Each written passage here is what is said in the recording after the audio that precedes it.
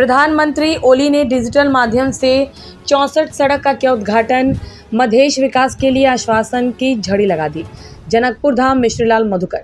रविवार को नेपाल के प्रधानमंत्री केपी शर्मा ओली ने जनकपुर धाम के महेंद्र नारायण निधि सांस्कृतिक केंद्र के सभागार में मध्य प्रदेश भौतिक पूर्वाधार विभाग द्वारा आयोजित कार्यक्रम में डिजिटल माध्यम से 64 सड़क को डिजिटल माध्यम से उद्घाटन किया। मध्य प्रदेश के 8 जिले में कुल 320 किलोमीटर सड़क बननी है। उन्होंने कहा कि कोई पालिका पक्की सड़क से वंचित नहीं रहेगी। नई पक्की सड़क सुदूर देहात को शहर से संपर्क स्थापित करेगा। डिजिटल उद्घाटन के बाद अपने संबोधन में उन्होंने मधेश विकास के वादे की झड़ी लगा दी। उन्होंने कहा कि जनकपुर से वर्दीवास तक रेल कार्य यथाशीघ्र तैयार होगा। नेपाल रेलवे बार तथा 6 लेन के बीच में डिवाइडर पर रेल लाइन बिछाने की बात कही। उन्होंने जहां स्टेशन होगा वहां ओवरब्रिज का निर्माण होगा। मधेश की भूमि उपजाऊ है लेकिन सिंचाई की समस्या है, इसलिए सुनकोशी का पानी कमला में डाइवर्ट किया जाएगा जिससे बेहतर सिंचाई होगी। प्रधानमंत्री ओली मधेश में शिक्षा, स्वास्थ्य सहित अन्य मूलभूत सुविधाओं को बहाल करने की बात कही।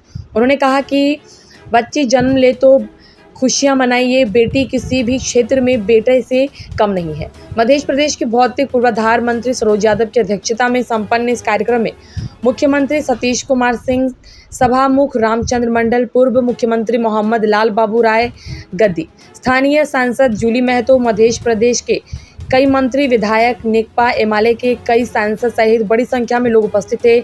इस अवसर पर जानकी मंदिर के चांदी से सम्मानित किए गए। म रघुवीर महासेठजीलाई धन्यवाद भन्न चाहन्छु। म मन्त्री थिएँ। मैले भने यसै कार्यकालमा हामीले जनकपुरमा रेलको लिक पनि ओछ्याउनुपर्छ, रेल बनाउन पनि लाउनुपर्छ, किन्नु पनि पर्छ, ल्याएर कुदाउनु पनि पर्छ। त्यो काम गर्नुहोस्। उहाँ नभन्दै त्यस काममा लाग्नुभयो र त्यस काममा अगाडि बढाउनु। आज जनकपुरमा रेल पुगेको छ, त्यसलाई विस्तार गर्नुहोस्। रेलको बाटो यसै प्रदेशमा अब वर्दीवाससम्म पुर्याउने हाम्रो योजना छँदैछ। फेरि पूर्व पश्चिम रेलवेका लाइन पनि लागि पनि बाटो काम भइरहेछ। तर म भन्न चाहन्छु त्यसलाई हामी ब्रोडगेज अथवा स्ट्यान्डर्ड गेज कस्तो रेल चलाउँछौँ भन्ने कुराको तय भइसकेपछि र हामीले 6 लेनको 4 लेनको हाइवे बनाउने भइसकेपछि हाइवेको बिचको जुन ग्याप हुन्छ त्यहाँ पिल्लर उठाएर बिचबिचमा स्टेसन राखेर रेलवे त्यहीँबाट बनाउन सक्छौँ। त्यसै माथिबाट, त्यसकारण फाल्तु जमिनको आवश्यकता पर्दैन। अब त्यस बाटोमा लाग्छौँ। केही ठाउँहरूमा मात्रै जहाँ अलिक बढी घुम्ती छ त्यस्तो ठाउँमा मात्रै अरू जमिन हामीले अधिग्रहण गर्नुपर्ने र अर्को एलाइनमेन्ट बनाउनु पर्ने आवश्यकता छ। होइन भने हामी त्यसैबाट चलाउन सक्छौँ। त्यसर्थ यसलाई अलिकति नयाँ ढङ्गले पनि हामी सोचेर अगाडि जाँदैछौँ। जनकपुरमा रेलको सङ्ख्याकै कमी भएको छ। यति रेल पनि खचाखच छ र यहाँ रेलको सङ्ख्या थप्न छ र सुसञ्चालन गर्न जरुरी छ।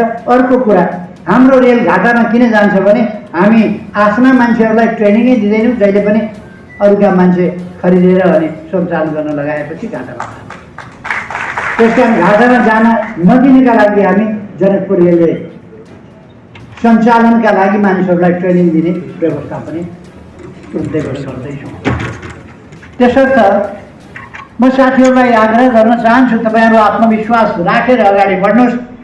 मध्य प्रदेश यति उर्वर, यति समथर छ। ती पोखरीमा पानी प्रशस्त रहनुपर्छ भन्ने धेरै छैन। ती चुहिरहन्छ किनभने डेग्राड ठाउँ छ। चुहुनुको अर्थ के हो भने तलतिर मधेस सिन्चित हुँदै जान्छ।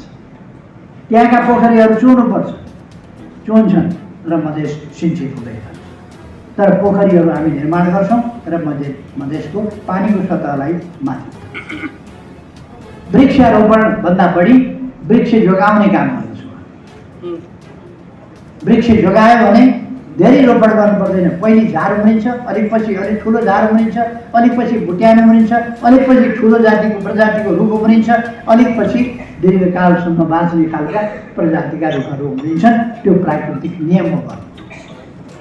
तर हामी धैर्यता गर्दैनौँ र छिटै सिधाइदिन्छौँ। त्यसो गरेर विभिन्न वन जङ्गल, वन क्षेत्रहरूको संरक्षण, सारनाथ आदिको संरक्षण, ती कुराहरूमा पनि हामीले ध्यान दिनुपर्छ।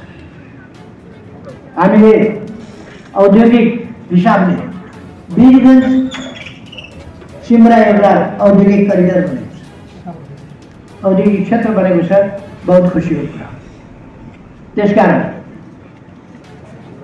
उद्योग धन्दाको विकास, उद्योगहरूको स्थापना, सिमरामा औद्योगिक क्षेत्र छ, अरू औद्योगिक क्षेत्रहरूलाई पनि हामी विकास गरेर औद्योगिकरणतर्फ लिएर जानेछौँ, कृषिको आधुनिकीकरणतर्फ लिएर जानेछौँ। र अब यसपछि हामी सुनकोशी कमला डाइभर्सनबाट मध्य प्रदेशको पूर्वी भेगलाई पनि सिँचाइ गर्ने काम गर्नेछौँ। त्यसो गरेर कोशीबाट नहर निकाल्न सकिने कुराहरू, तल कोशीको सिमानामा गएर नहर निकालेर केही हुँदैन, त्यो नहर यहाँ सिँचाइमा काम नलाग्ने, त्यसरी होइन। माथिबाट फेदबाट नहर निकाल्नु पर्दछ र समग्र तराईको सिँचाइ हुनुपर्छ। सबै ठाउँलाई पानी पुग्छ। यसको छेउबाटै गण्डकी बगिया छ, त्यसकै सदुपयोग गर्दा पुग्छ। बागमतीबाट हामीले मरिन खोलामा उसलाई सुनकोशीलाई मरिन खोलामा मिसाएर त्यहाँबाट ल्याएर मध्य सिँचाइ गर्ने कार्यक्रम आरम्भ गरेका। तर ठेकदारले ढिलासुस्ती गरेको देखेर सायद ठेक्का तोड्नु पर्ने अवस्था बन्न सक्छ र हामी छिटै निर्णय गर्दैछौँ।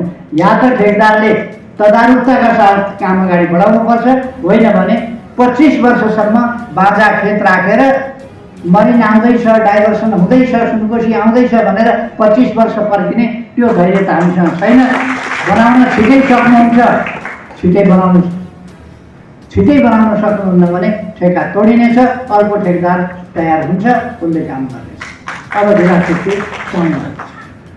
भ्रष्टाचारभन्दा पनि ठुलो अपराध ढिलासुस्ती हो, किनभने भ्रष्टाचारले त 10% भ्रष्टाचार गर्ला, तर यहाँ त त्यो आयोजनाको मूल्य नै 7% बढ्छ। एकातिर आयोजनाका मूल्य 7% बढ्छ। यो कार्यक्रमका प्रमुख अतिथि, यस शिलान्यास कार्यक्रमका प्रमुख अतिथि सम्माननीय प्रधानमन्त्री केपी शर्मा ओलीजीलाई मायाको चिनो प्रदान गरिएको छ। यो कार्यक्रमका प्रमुख अतिथि, यस शिलान्यास कार्यक्रमका प्रमुख अतिथि सम्माननीय प्रधानमन्त्री केपी शर्मा ओलीजीलाई मायाको चिनो प्रदान गरिएको छ। यो कार्यक्रमका प्रमुख अतिथि, यस शिलान्यास कार्यक्रमका प्रमुख अतिथि सम्माननीय प्रधानमन्त्री केपी शर्मा ओलीजीलाई मायाको चिनो प्रदान गरिएको छ।